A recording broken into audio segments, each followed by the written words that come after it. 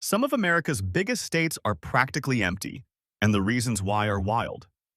In the next few minutes, I'm showing you the 9 least populated states in 2026 and why millions of acres sit completely abandoned. Let's start with the biggest state in the Union, literally. Alaska is absolutely massive. We're talking about a place so huge it could fit Texas inside it twice and still have room left over. And yet, fewer people live in Alaska than live in Columbus, Ohio. Here's the reality. About 741,000 people call Alaska home, spread across 663,000 square miles. That's roughly one person per square mile. For context, New York City has almost 30,000 people per square mile. Alaska is the definition of wide open space. Why? Well, let's talk about the weather first. This is where Alaska gets real. During winter, and we're talking about winters that can last 6 months, temperatures regularly drop below -30 degrees Fahrenheit. In some of the northern regions, -60 is not unheard of. And while that sounds like some exaggerated statistic, people who live there will tell you it's absolutely brutal. But here's the thing that really gets people: the darkness. During winter, some parts of Alaska experience complete darkness for weeks, no sunlight at all. Meanwhile, summer flips completely. You get 20+ hours of daylight. That constant shift messes with your sleep, your mood, everything. It's not something you just get used to. Infrastructure is another killer. Alaska doesn't have a ton of roads connecting everything. Want to get somewhere? You're flying most of the time. And flying to remote areas constantly? That gets expensive. Real estate prices have jumped to around $363,000 for a median home. That's a significant increase from just a few years ago. Energy costs are astronomical because you need constant heating. The economy? Heavily dependent on oil. When oil prices dip, jobs disappear. When they rise, people come. It's a boom and bust cycle that keeps people from really settling down. That said, the Northern Lights, Wrangell St. Elias National Park, glaciers, actual pristine wilderness, it's unreal. Just not for everyone. Wyoming is wild, and I mean that literally and figuratively. It's the least populous state in America right now, just under 593,000 people, in a state that's 97,000 square miles. That's about 6 people per square mile. The economy here is the real story. Wyoming lives and dies by natural resources: coal, oil, natural gas. When global commodity prices drop, Wyoming gets hit hard, really hard. There's not a lot of economic diversity outside of energy and ranching. Job opportunities? Limited. Career growth? It's tough unless you're in those extractive industries. Here's the updated number that might surprise you. The median household income in Wyoming is around $77,200 to $80,000, depending on your source. That's actually better than it used to be reported. Wages have been growing. But when you factor in the cost of living, it doesn't always stretch as far as you think, especially outside the energy sector. Cheyenne, the biggest city, has only about 65,000 people. Imagine the capital of a state being smaller than most suburbs. You want restaurants, shopping, cultural events? You're going to be limited.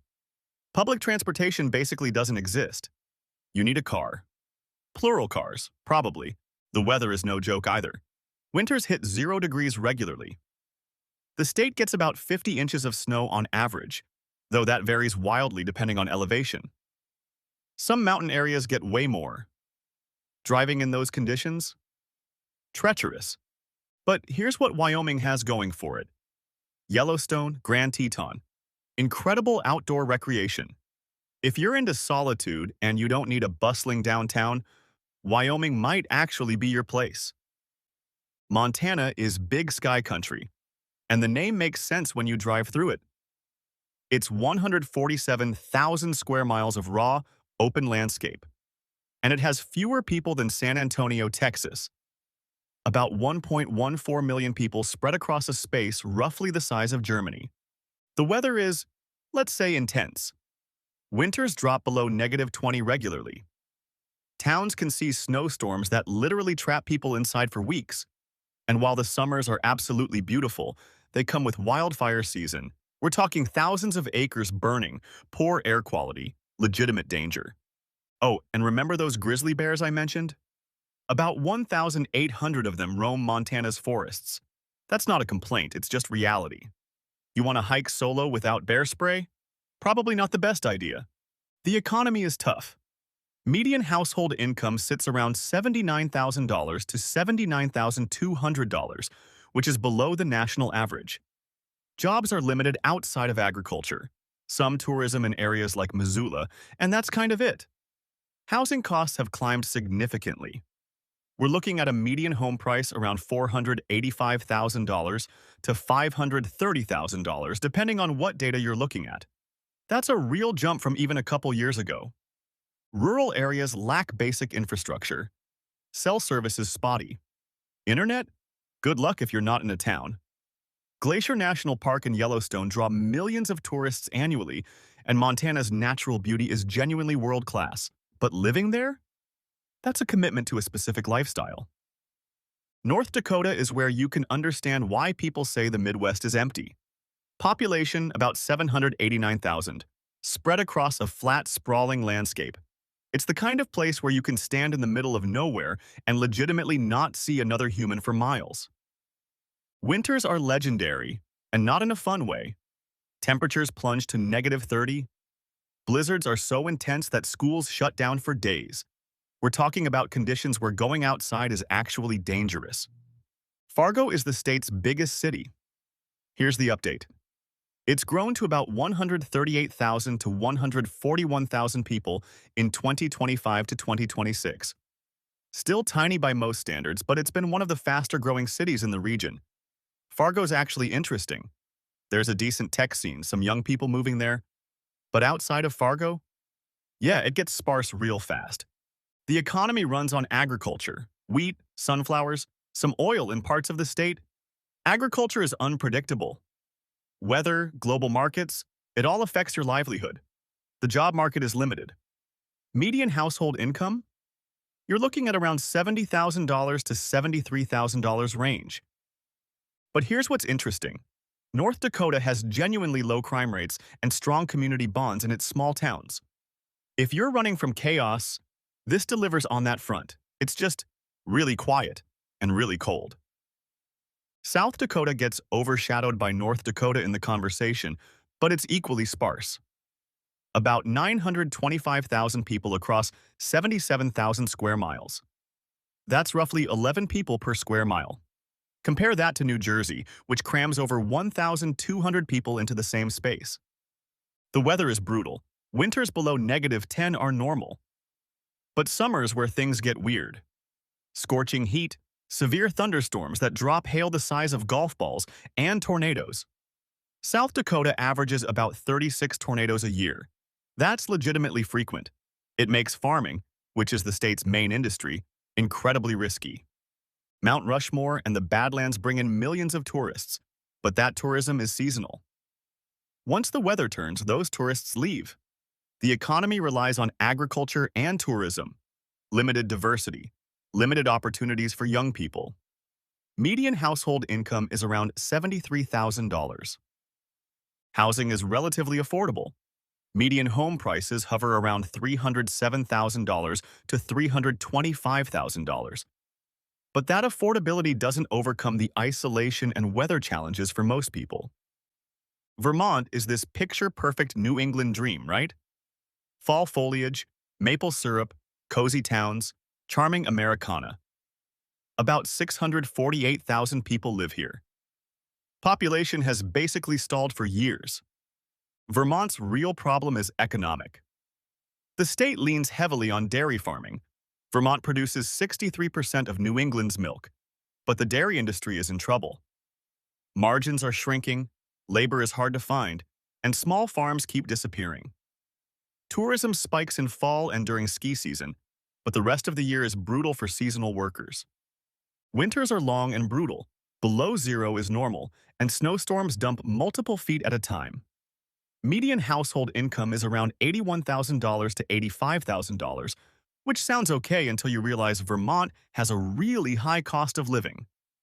The median home price is around $388,000 to $394,000. That's expensive for a rural state. Public transportation is basically non-existent. You need a car, and driving in rural Vermont in winter? Not fun. Younger people keep leaving for Boston, New York, bigger cities where there are more opportunities. Vermont ranks high for safety and community, but that charm doesn't pay the bills for most people moving there. Maine has a population of about 1.4 million people, higher than people often think, actually. But here's the thing. It's spread across 35,000 square miles of pretty rural territory. And the population is actually declining in rural areas as people move away. Maine's economy is built on agriculture, potatoes specifically, and seafood. Lobster fishing is huge. The state harvests millions of pounds of lobster every year, which is great, except the lobster industry is also facing pressures. And once you move away from those coastal areas, jobs disappear. Winters are intense. Over 70 inches of snow annually. Temperatures below 20 degrees are normal. The median home price is around $375,000 to $392,000. And while that's not as bad as some states, the median household income is around $68,000 to $73,000. The math doesn't work great. Remote areas have serious access issues. Some homes are genuinely isolated with poor emergency service response times. It's beautiful. Acadia National Park, the coast, genuine natural beauty. But it's also expensive, cold, and economically limited for young people. Nebraska is approximately 2 million people spread across 77,000 square miles. Cornfields, cattle ranches, endless horizons. Population density is among the lowest in the country. The weather is extreme in both directions. Winters hit -10. Summers regularly exceed 90 degrees. Tornadoes? Nebraska averages 14 to 20 tornadoes per year. It's predictable, but brutal. The economy is agriculture-heavy, with some energy production. That means limited job diversity. Median household income is around $72,000 to $75,000. Housing is relatively affordable at around $282,000 to $288,000 median home price, but affordability doesn't create opportunities. Lincoln, the capital, has some education and healthcare jobs, but outside the cities, it's ag-dependent and economically uncertain. The state ranks low on entertainment options and cultural amenities. It's peaceful, affordable, and empty. Finishing our list, New Hampshire with about 1.4 million people. It's got stunning mountains, lakes, forests, truly beautiful. But living there presents some real challenges. Here's the financial reality.